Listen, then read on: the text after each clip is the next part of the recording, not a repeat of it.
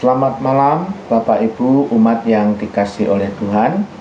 Selamat berjumpa kembali dalam acara Sapaan Kata hari ini. Semoga kita semua dalam keadaan baik dan sehat oleh kasih dan pemeliharaan Tuhan.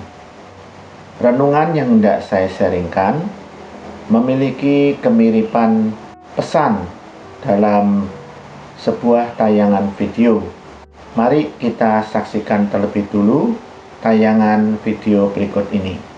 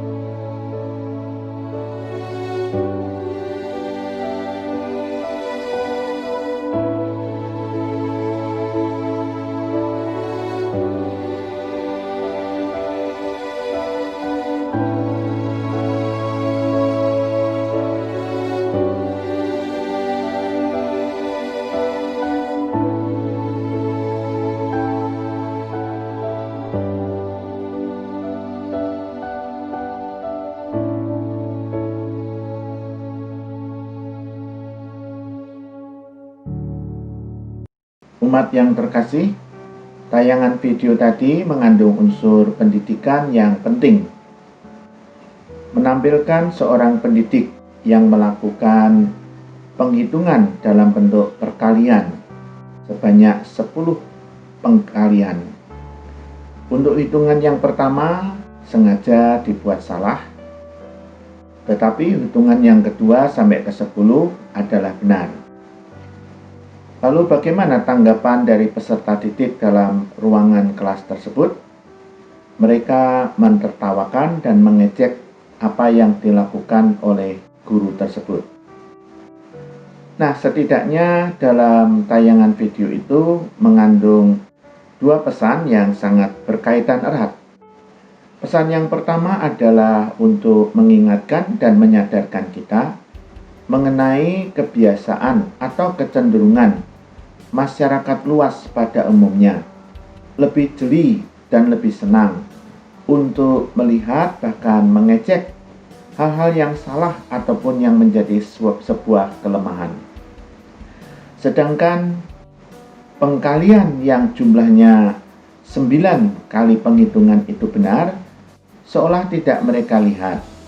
Mereka hanya melihat satu penjumlahan dalam bentuk pengkalian yang salah.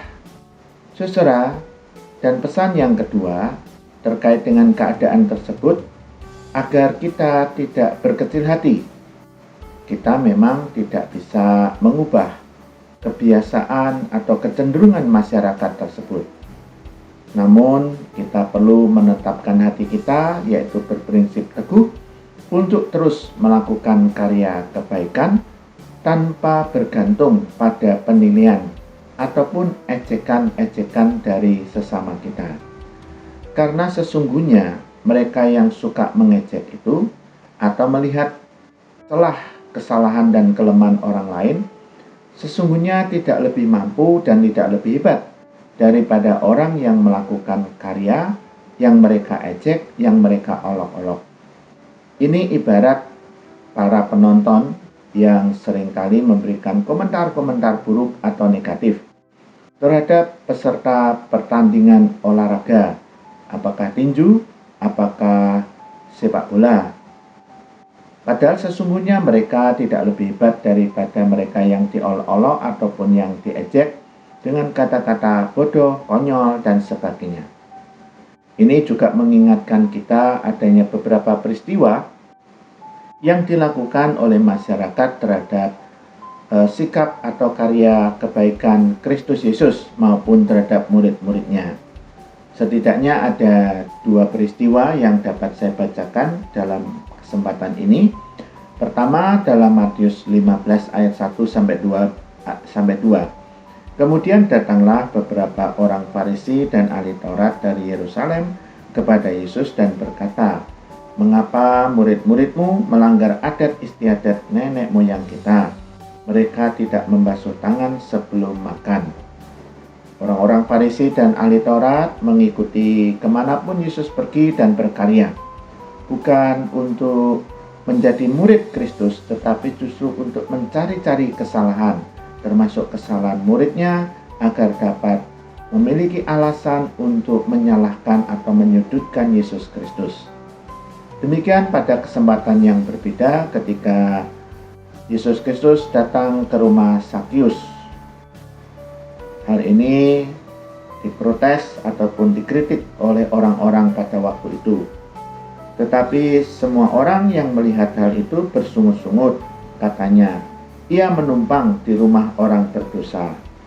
Tetapi Sakius berdiri dan berkata kepada Tuhan, "Tuhan, setengah dari milikku akan kuberikan kepada orang miskin, dan sekiranya ada sesuatu yang kuperas dari seseorang, akan kukembalikan 4 kali lipat."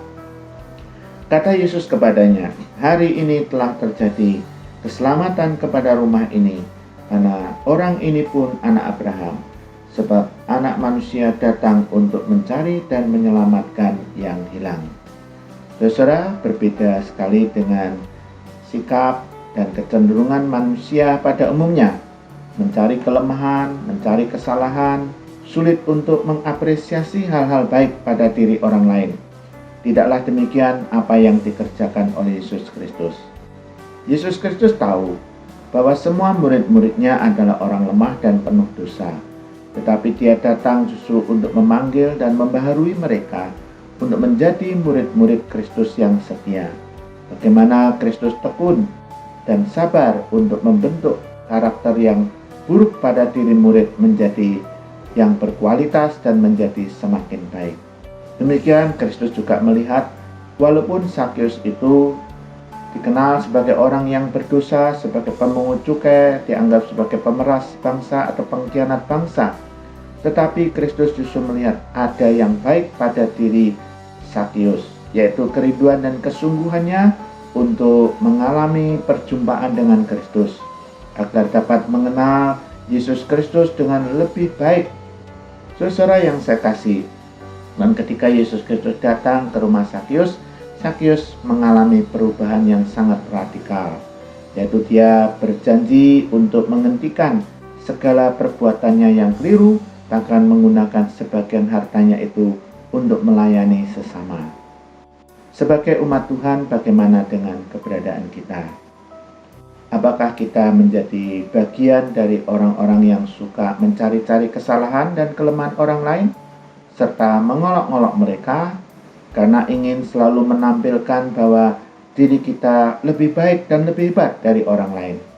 Ataukah kita sebagai umat Tuhan yang konsisten, yaitu berusaha untuk meneladani Kristus, memiliki karakter yang ada pada diri Kristus, bisa melihat hal-hal yang baik, tidak kikir dalam memberikan apresiasi, penghargaan dan pujian, entah itu kepada anak-anak kita, anggota keluarga kita sendiri, ataupun terhadap siapapun yang melakukan kebaikan di dalam kehidupan kita.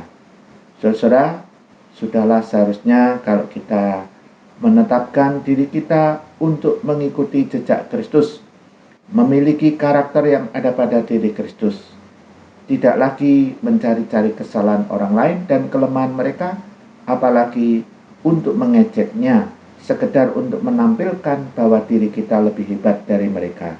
Tetapi sebaliknya kita mau menghargai, kita bersedia untuk melihat dan mengapresiasi kebaikan-kebaikan yang dilakukan orang lain.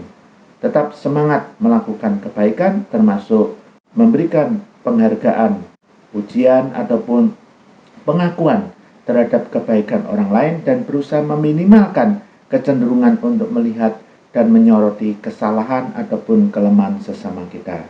Kiranya Tuhan yang memampukan kita untuk melakukan kebaikan yang dikehendaki oleh Tuhan. Amin. Mari kita berdoa.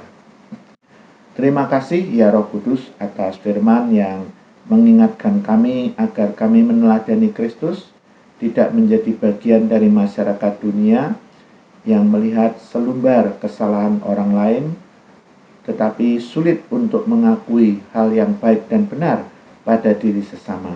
Tanamkanlah pada diri kami Tuhan, jiwa yang fairness, jiwa yang adil dan jujur, sehingga kami tidak hanya menyoroti keburukan dan kelemahan orang lain, tetapi bersedia juga melihat dan mengakui serta menghargai kebaikan-kebaikan sesama.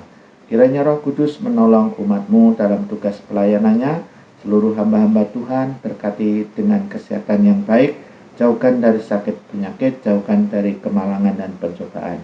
Tetaplah Tuhan memberkati hidup kami sehingga kami tetap senantiasa dalam keadaan damai sejahtera, karena Tuhan yang menyertai, memelihara, dan memberkati kami. Dalam kasih Tuhan Yesus kami berdoa. Haleluya. Amin. Baik Bapak Ibu, selamat berjumpa kembali dalam kesempatan yang akan datang. Tuhan menyertai kita sekalian. Amin.